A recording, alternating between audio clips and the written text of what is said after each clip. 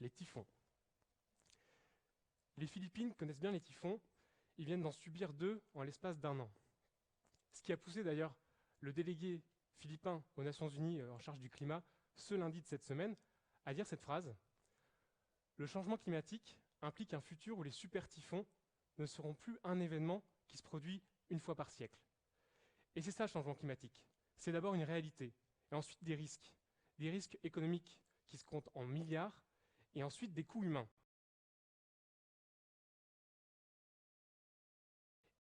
Et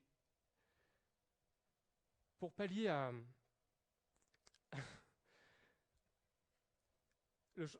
le changement climatique, doit nous faire prendre conscience, que l'heure n'est plus à la réflexion, mais bien à l'action. Et là, on retombe sur nos pattes. Pour agir, on implique directement le système énergétique. Parce que pour réduire les émissions de gaz à effet de serre, il faut qu'on bannisse rapidement l'utilisation des énergies fossiles qui sont responsables de l'émission de ces gaz. Alors pourquoi je dis rapidement ? Rapidement, parce que le système climatique est à un tel point de bascule aujourd'hui qu'il nous reste moins de 10 ans pour agir. Et ça, c'est la communauté scientifique qui le dit. Moins de 10 ans pour agir, pour changer la trajectoire. Alors je sais, ça sonne un petit peu catastrophiste, mais je vous rassure tout de suite, moi je pratique le catastrophisme éclairé. Et le catastrophisme éclairé, vous pouvez perdre votre naïveté, mais ça ne vous empêche pas de rester optimiste, et c'est d'ailleurs bien l'objet de mon discours. Donc si on se résume, pour résumer le constat, considérant que les besoins énergétiques vont exploser. Vous avez les pays émergents, avec leurs millions de personnes des classes moyennes qui sortent de la pauvreté, qui arrivent au grand galop pour doper leurs conditions de vie. Vous avez nous, les pays riches et développés, qui très naturellement allons essayer de garder notre niveau de vie. Et puis derrière, vous avez 2 milliards de personnes qui aspirent légitimement à accéder à un service énergétique moderne. Donc les besoins vont exploser. Considérant en outre notre boulimie pour les énergies fossiles, et considérant enfin que ces énergies fossiles bouleversent les équilibres naturels, il faut absolument changer de modèle énergétique, c'est une nécessité absolue. Voilà pourquoi on parle de transition énergétique. Alors la transition énergétique, en fait, elle n'a pas commencé. Ah oui, il n'y a aucune énergie qui s'est substituée à une autre pour l'instant. On a développé des énergies nouvelles, renouvelables, mais elles se sont superposées en fait aux anciennes polluantes. On est d'accord ?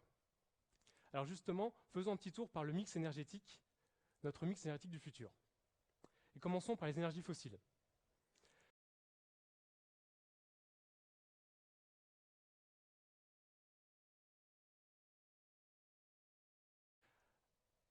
Le pétrole, tout d'abord. Le pétrole, c'est facile. Les gisements s'épuisent. C'est le fameux pic pétrolier. Dans moins de 50 ans, il ne devrait plus rester de pétrole exploitable sur Terre. Le charbon. Le charbon connaît actuellement un fort développement.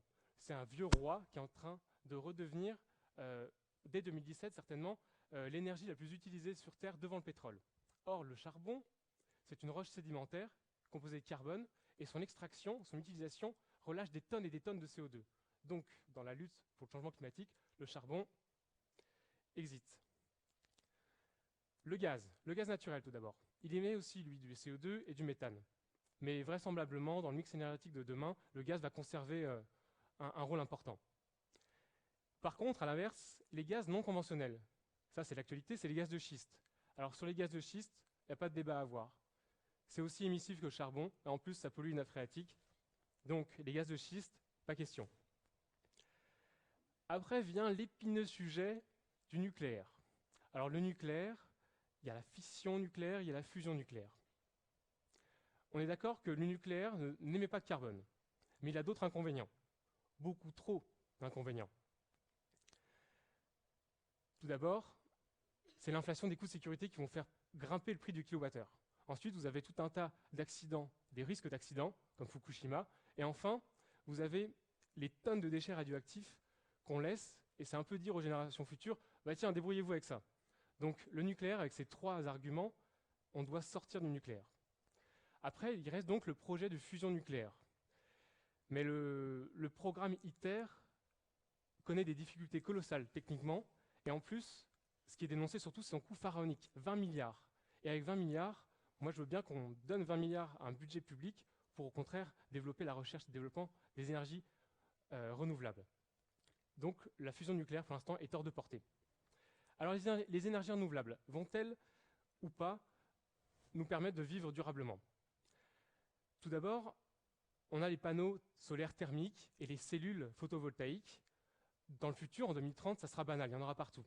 Après, il y a peut-être un plafond, une limite qui sera atteinte, puisque vous savez que les cellules photovoltaïques sont fabriquées à base de lithium, de silicium.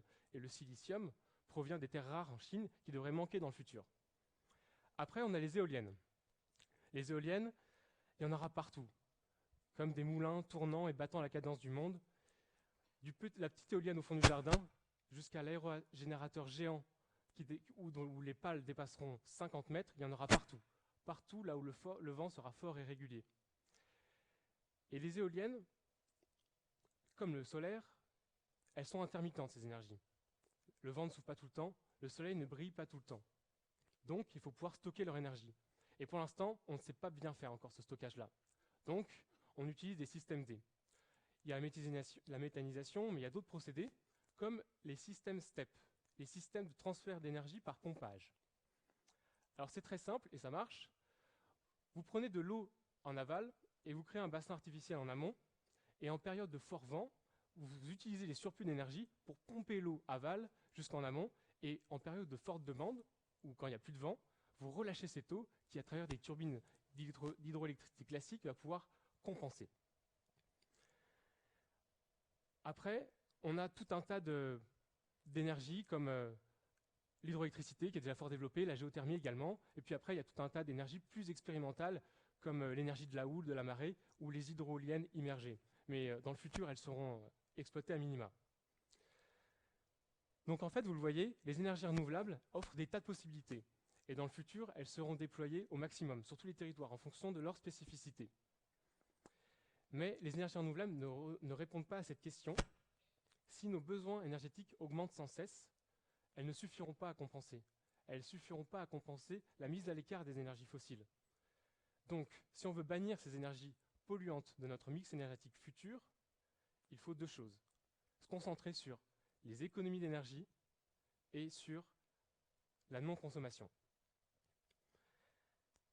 Efficacité, sobriété, ça c'est les deux clés de la transition énergétique.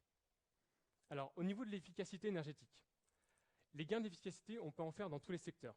Industrie, sidérurgie, agriculture, transport, électroménager, façon de travailler, habitat. On peut en faire dans tous les secteurs.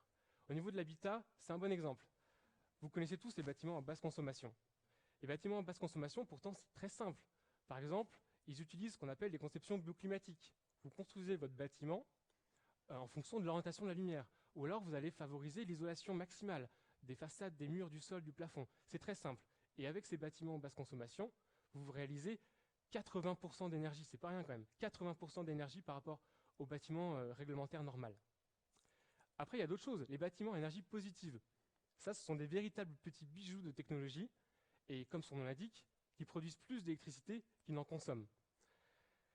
Après, il y a d'autres exemples, comme les réseaux intelligents. Les smart grids. Vous connaissez tous cette expression. Mais ça, c'est super. Ça fait des gains d'efficacité énormes. Les smart grids n'existent pas, ils sont encore en développement, mais ce sont des réseaux en fait, d'électricité qui, grâce à l'utilisation intelligente des nouvelles technologies informatiques, vont pouvoir gérer en direct, de manière équilibrée, la production, la distribution, la consommation. Vous avez des smart grids à l'échelle locale, vous avez même des projets de super smart grid à l'échelle européenne, par exemple, où vous allez connecter dans un maillage très fin les énergies hydroélectriques de la Norvège, la biomasse en Allemagne, avec les éoliennes en France ou les panneaux solaires en Italie et en Espagne. Tout ça connecté pour équilibrer les mix énergétiques. Mais les gains d'efficacité, en fait, ne mènent nulle part, tout seul. Je prends un exemple. Un jour, je me souviens, un membre de ma famille était venu me voir en me disant « J'ai acheté une nouvelle voiture. » Vous savez, cette nouvelle voiture, espèce de voiture hybride. Et il pensait avoir fait un pas colossal pour la planète. Non, non. Les énergies aujourd'hui avec les voitures, oui, on fait des gains de consommation énormes, mais elles sont plus lourdes, elles sont plus puissantes. Et puis si vous les utilisez plus souvent et plus loin, en fait, vous amputez tous ces gains d'efficacité. Donc tout ça pour dire que l'efficacité énergétique ne mène nulle part si dans le même temps, on ne réduit pas notre consommation. Et c'est ça en fait la clé. La clé, c'est la sobriété. Éviter de consommer. La meilleure énergie, c'est celle qu'on ne consomme pas. La meilleure énergie, c'est celle dont on n'a pas besoin. Et là, ça implique des changements radicaux, on en a bien conscience. Changer toutes petites habitudes de consommation. Mais avec l'éducation, avec les échanges, il faut convaincre, éduquer, initier, tout le monde peut le faire. On peut tous réduire massivement notre consommation.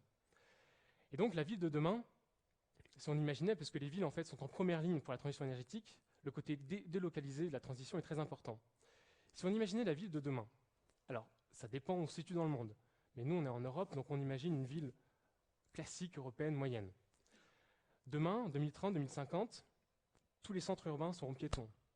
On va favoriser les transports en commun, le vélo. Au niveau de vos déplacements, logement, travail, il n'y aura plus à faire tout ça. Grâce aux nouvelles technologies de la communication, on pourra favoriser le coworking, on pourra travailler depuis chez soi et utiliser tous ces outils pour rester efficace. Il y aura aussi autour des villes des ceintures agricoles de consommation locale. On aura également donc tous des vélos, donc on consommera local. Ces réductions, on peut tous les faire. Et il y a un exemple qui illustre très bien ça. C'est la ville de Totnes. C'est assez connu, Totnes. C'est dans le sud de l'Angleterre, vous connaissez tous. Peut-être que les fans de musique reconnaissent, puisque Metronomy est originaire de Totnes, mais à part le rock électro et les pubs, Totnes, en fait, c'est la pionnière du mouvement des villes en transition. Un exemple qui a fait beaucoup d'enfants, puisque maintenant, vous avez des centaines de localités partout dans le monde qui ont adopté des plans de transition. Vous avez Portland, Vancouver, Malmö, Copenhague. En France, il y a Nantes. Même donc en France, on fait la transition énergétique à l'échelle des villes. Même au niveau du Nord-Pas-de-Calais, je ne sais pas si vous avez entendu, mais le Nord-Pas-de-Calais est en train de mettre en place un grand plan pluriannuel de transition. Et même la Chine, c'est quand même pour dire, même la Chine est en train de mettre en place des plans de villes à basse consommation carbone. Des initiatives, il y en a partout.